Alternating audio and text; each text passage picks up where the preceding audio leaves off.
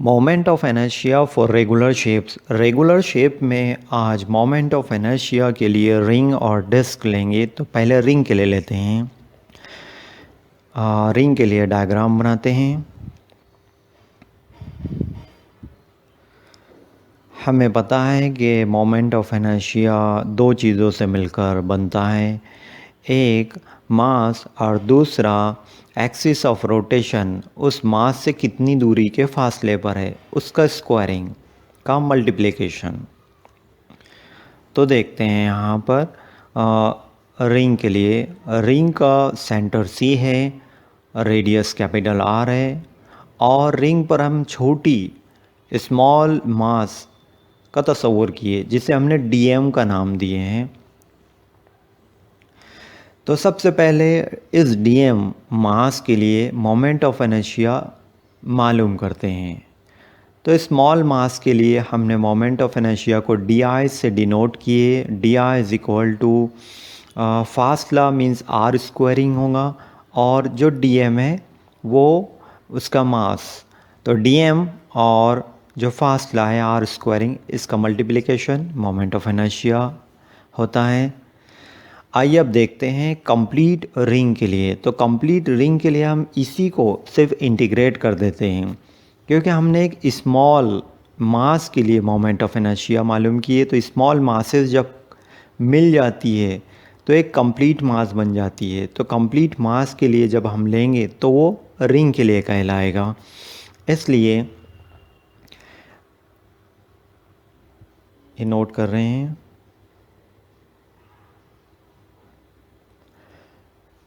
तो integration D I, integration of D I means D M R square. अब यहाँ पर integration of D M means D M एक छोटा मास है, ज़्यादा से ज़्यादा एक कंप्लीट मास कैपिटल एम होगा।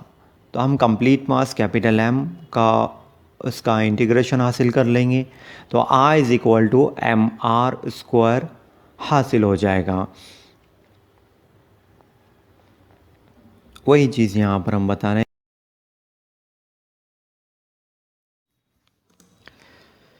Moment of inertia for regular shape में हम दूसरा शेप डिस्क लेंगे। यहाँ डिस्क के सेंटर से गुज़रने वाले एक्सिस ऑफ रोटेशन के लिए मोमेंट ऑफ इनर्शिया मालूम करेंगे। तो आइए उसे शुरू करते हैं। यहाँ दूसरी डायग्राम भी हमने लगा लिए ताकि स्टूडेंट को समझने में आसानी हो। इस डिस्क के लिए कंप्लीट मास कैपिटल एम है और इसका रेडियस कैपिटल आर है। डिस्क का सेंटर सी है।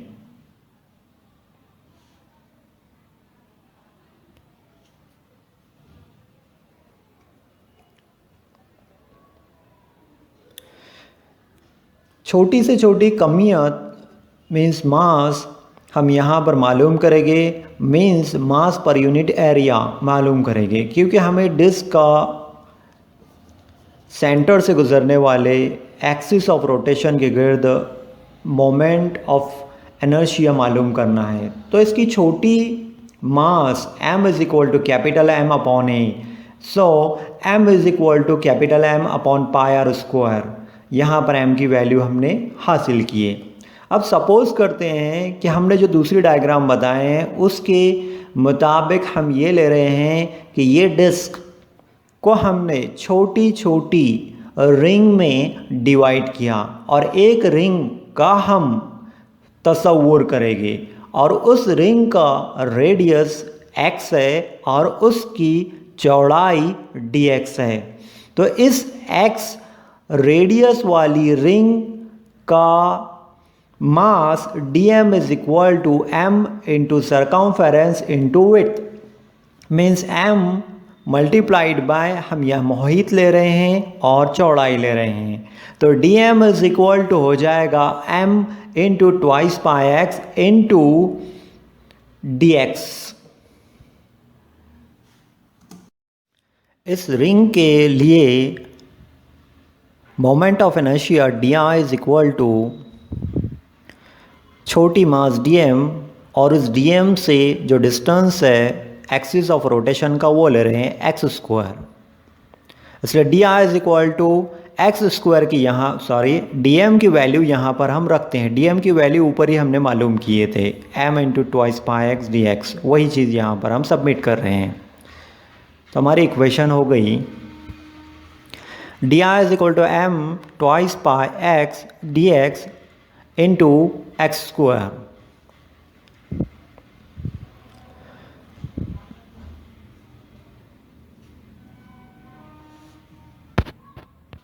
इक्वेशन को इजी करते हैं।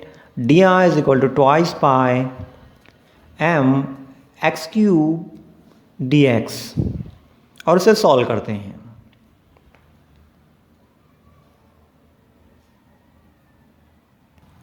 ये मोमेंट ऑफ इनर्शिया एक रिंग के लिए हुआ जिसका रेडियस x है।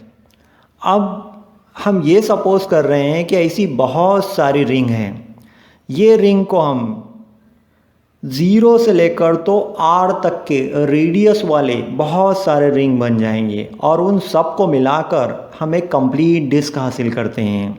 इसलिए कंप्लीट डिस्क के लिए मोमेंट ऑफ इनर्शिया हम इंटीग्रेशन लगाकर मालूम करेंगे, और उसमें लिमिट देंगे 0 से लेकर r तक के।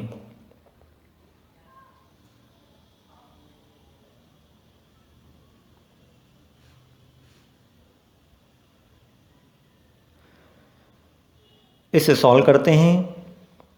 i is equal to twice pi integration के बाहर लिए m, और एक्स क्यूब का हम इंटीग्रेशन करेंगे।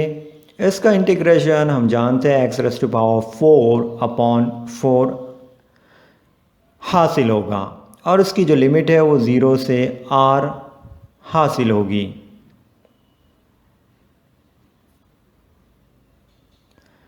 और इसे सॉल्व करने के बाद हमें एक इक्वेशन हासिल होगी i is equal to twice M pi r raised to power 4/4।